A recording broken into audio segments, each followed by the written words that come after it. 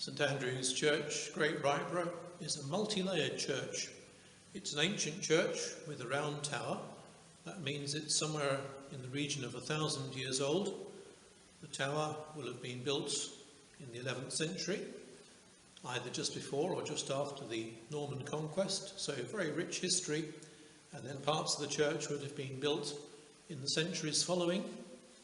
And then just over a century ago, there were high church renovations designed by the well-known high church architect Sir Ninian Compa. The work that was intended wasn't all completed, but you see touches of high church embellishments within the basic medieval frame of the church. One small detail, an illustration of those high church introductions. On the altar here at the east end of the church, we see a very beautiful alabaster reredos with saints either side of a Christ who is unusually beardless.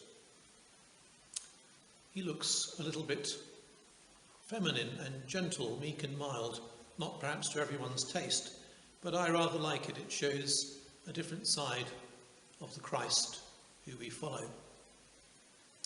And this is a church rich with heritage.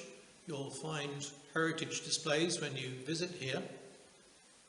I think it is perhaps the only church in the entire country that during the period of centenary commemorations for the First World War, to mark the date of the passing of each Ryburgh man who died 100 years ago, a full 3-hour peal of bells was rung on that date, and descendants of the deceased invited to come and remember them in that special way.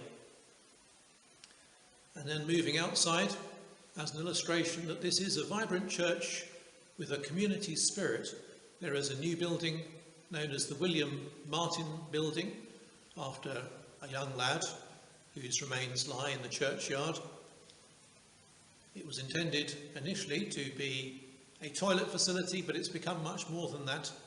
A kitchen facility, very beautifully made, with local features in the building work, and a place where people can stop and be welcomed and refreshed as part of their spiritual journey, and perhaps even pilgrims on their way to Walsingham.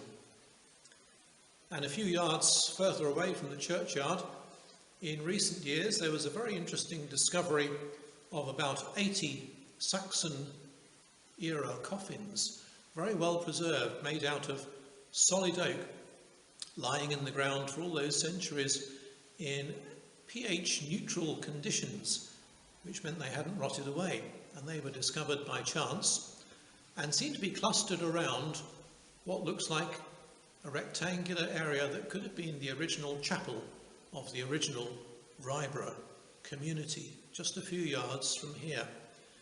And the coffins laid in the ground facing east and without ornamentation, showing that they are Christian, and a very unusual example of early Christian burials in this country.